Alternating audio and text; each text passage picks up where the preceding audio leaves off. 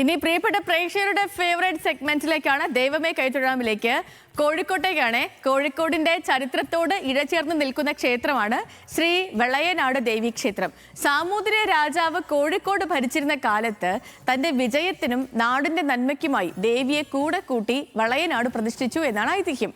ദേവിയുടെ വളയെറിഞ്ഞതുകൊണ്ട് ഉണ്ടായ ക്ഷേത്രം എന്നതുകൊണ്ടാണ് അതിന് വളയനാട് എന്ന പേര് വന്നത് എന്നും ചരിത്രം പറയുന്നു. ചരിത്രപ്രസിദ്ധമായ വെളയനാട് ദേവി ക്ഷേത്രത്തിന്റെ വിശേഷങ്ങൾ അറിയാം ഇന്നത്തെ ദൈവമേ കൈത്തൊഴാമിൽ.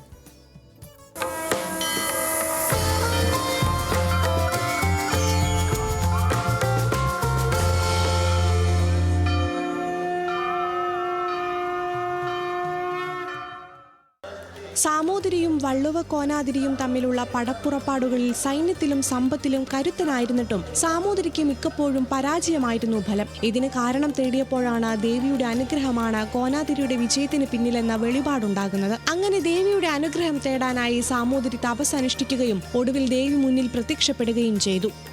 സൈന്യബലം ഉണ്ടായിട്ട് തോൽക്കുക അതെന്താണെന്നറിയാൻ വേണ്ടിയിട്ട് അദ്ദേഹം തപസ് ചെയ്യാണ്, അതായത് ഭഗവതീനെ പ്രാർത്ഥിക്കുമ്പോഴാണ് തിരുമാന്താംകുന്നിലെ അമ്മയാണ് ഈ ജയിക്കാനുള്ള മൂല കാരണം എന്ന് സാമൂതിരാജാവ് മനസ്സിലാക്കും. അത് സാമൂതിരാജാവ് മനസ്സിലാക്കി അമ്മേനെ പ്രാർത്ഥിച്ച് പ്രത്യക്ഷപ്പെടുത്തി. അപ്പം അമ്മേനോട് ആദ്യം ആവശ്യപ്പെട്ടത് തൻ്റെ ആസ്ഥാനത്തേക്ക് വരണം എന്നാണ്.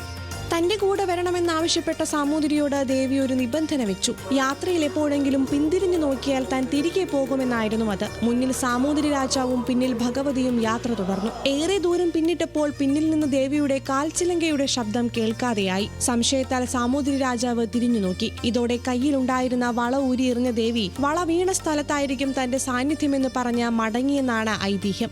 സാമൂതിരി രാജാവ് മുമ്പിലും ഭഗവതി ബാക്കിലായിട്ട് വരിക. അപ്പൊ ചെലമ്പിന്റെ സൗണ്ടുകൾ ഇങ്ങനെ നടന്നുകൊണ്ടിരിക്കുക. സൗണ്ട് നിന്നപ്പോൾ സാധാരണ മനുഷ്യനാണല്ലോ. സാമൂതിരാജാവ് തിരിഞ്ഞു നോക്കിയപ്പം തിരുമാന്താംകുന്നിലെ പറഞ്ഞു, ഞാൻ തിരിച്ചു പോവുകയാണ്, അങ്ങനെയുള്ള കണ്ടീഷൻ ഇവിടെ അവസാനിക്കുകയാണ്, ഞാൻ തിരിച്ചു പോവുകയാണ്. അപ്പോൾ സാമൂതിരാജാവ് സംസ്ഥാപരാപദം പറഞ്ഞ് എൻ്റെ കയ്യിൽ വരുന്ന മാപ്പ് ആക്കണമെന്ന് പറയുമ്പോൾ തിരുമാന്താംകുന്നിലെ അമ്മ പറഞ്ഞതെന്ന് പറഞ്ഞാൽ, ശരി, എൻ്റെ ചൈതന്യം ഞാനൊരു വള എറിയുന്നുണ്ട്, ആ വള എവിടെ പതിക്കുന്നോ അവിടെ എൻ്റെ പൂർണ്ണ ചൈതന്യം ഉണ്ടാവുന്നതാണ്. ഭഗവതിയുടെ വള ഒരാഴ്ചയോളം കറങ്ങുകയും ഇന്ന് ക്ഷേത്രമുള്ള സ്ഥാനത്ത് പതിക്കുകയും ചെയ്തു. അങ്ങനെ തിരുവളയനാടെന്നും വളയനാടെന്നും ഇവിടം അറിയപ്പെട്ടു. വളയനാട് ഭഗവതിയുടെ അനുഗ്രഹത്തോടെ സാമൂതിരി പിന്നെ പരാജയം അറിഞ്ഞിട്ടില്ല എന്നാണ് പറയപ്പെടുന്നത്. പിന്നീട് സാമൂതിരിമാരുടെ ഉപാസനാ ദേവതയായി വളയനാട്ടെ ദേവി. നിത്യവും നിരവധി ഭക്തജനങ്ങളാണ് ദേവിയെ ദർശിക്കാനായി ക്ഷേത്രത്തിലെത്തുന്നത്. ന്യൂസ് മലയാളം, കോഴിക്കോട്.